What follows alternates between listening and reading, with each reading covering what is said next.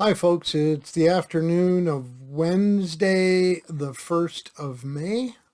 So, good afternoon and welcome to the Week 10 focus video for MH510 in the spring of 2024. This week, coming up, we'll be discussing memory and history, which is a fairly new trend in history. Love the image on the slide packet cover of the guys stumbling their way through a bombed out bookstore in London in the 1940s. Kind of brings together that memory and history and all of that kind of thing. So I will be off again in week 10. You'll still be with Dr. Ulbrich. I will be back for week 11, which is actually my favorite week of the course. So, not because it ends, but because of one of the questions in that week.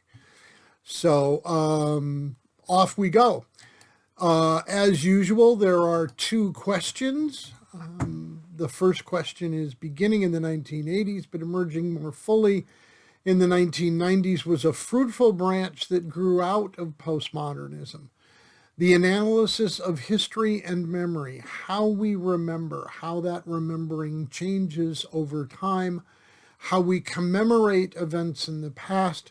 One great example of a traditionalist historian who engaged with this is Carol Reardon in her work Pickett's Charge in History and Memory. But along with the excellent works, there have been less useful examples of history and memory as well, of course. Based on your reading from the course overall and from this week's readings, what are the characteristics of the history of memory?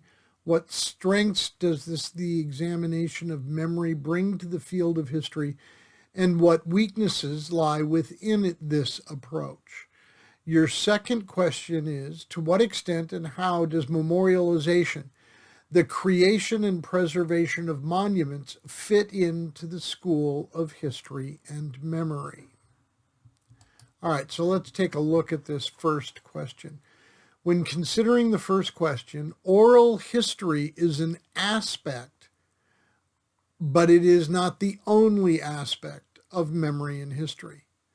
The popular and cultural memory of an event is also an aspect of memory and history.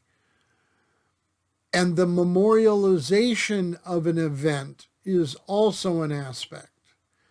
The changing scholarly and popular interpretation of a historical event are also a piece of this. The lost cause, the consensus beginning to take down of the lost cause, the new left, race, cultural, and gender interpretations of Pickett's Charge. Like I said, see Carol Reardon's Pickett's Charge in History and Memory. Can different groups, states, nations have a different cultural memory of an event? And whose memory is valid? Okay. For the second discussion question, to what extent and how does memorialization, the creation and preservation of monuments, fit into the school of history and memory? Individuals, groups of individuals, and societies as a whole remember events. For whom are monuments erected and maintained?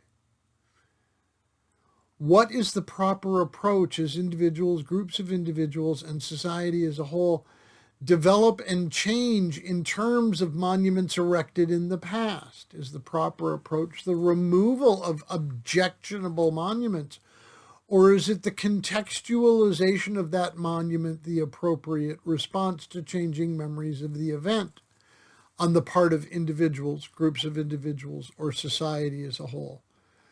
I'm going to attach some questions to week 2. Actually, I'm going to create a second discussion post right after the question that will have some images on it.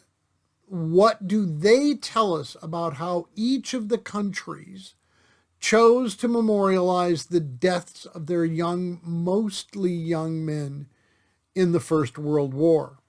When you look at those pictures, look for detail.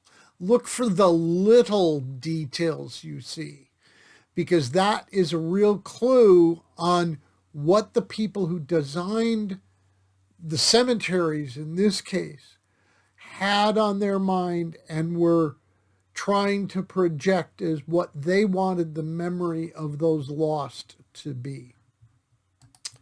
All right. Your final historiographic essay is due Sunday evening, Sunday, May 12th, 2024 at 11:55 p.m. There will be no extensions for this unless you are like in the hospital, dying, whatever. If that's the case, then please send both David and myself an email, or have your wife send it, or your husband, or your boyfriend, or your girlfriend. If your dog knows how to type, have them send it. Send an email and let me know that ahead of time. But gee, I don't have time to finish it is not going to work this time around. Properly formatted cover sheet. See the template that's attached to the writing resources in the instructor office, which is number 1, I believe. Put your name in the document title, please. For the body of the text, double-spaced, 12-point Times New Roman font, Chicago Manual of Style, 17th edition, 14th chapter, notes and bibliography type footnotes, not parenthetical and not endnotes. Footnotes ought to be first line indented by ½ an inch, 10-point Times New Roman and single-spaced. A properly formatted bibliography, not an annotated bibliography, and not numbered. Your first line should be hanging, 12-point Times New Roman font, and single-spaced, listed alphabetically by the author's last name. There are 2 approaches to the final historiographic essay that tend to work. Both of them are argument-focused. Here's where your annotated bibliography is applied. The first approach is to go from argument group to argument group, weave the various authors who make those arguments together.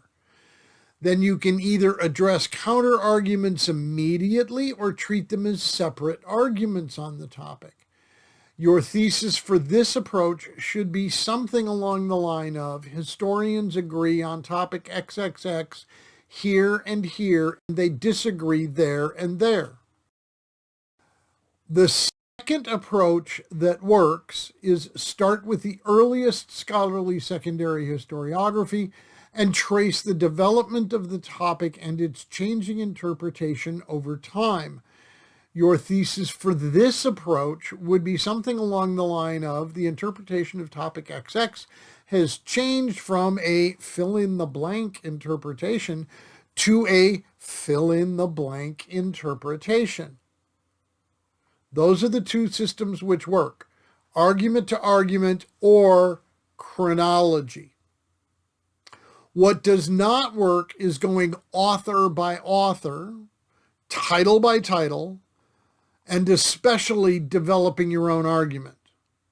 The outcomes range from, that's your own argument on the topic. You need to develop an argument on the historiography, but not the topic itself. If you're examining why Meade won the Battle of Gettysburg, you want to develop a historiographic topic. Historians agree here and here, disagree there and there, or the interpretation of Meade's performance at Gettysburg has changed from X to Y. But what you don't want to do is tell me why you think Meade won the Battle of Gettysburg. So, going author by author, boom, boom, doesn't work very well. Going title by title doesn't work very well, because there you're focused on the authors and the titles, or that individual work. You're not focused on the argument and the historiography. And the third way that is death, well, so to speak, is developing your own argument. The outcomes range from poor for the first argument author by author and text by text, to failure if you develop your own argument. Okay. Do not data dump between seminars. This is a consistent problem that has become even more apparent of late. Students data dump between seminars. Our program really is not standalone seminar after standalone seminar. There is a logic and grammar to what we do.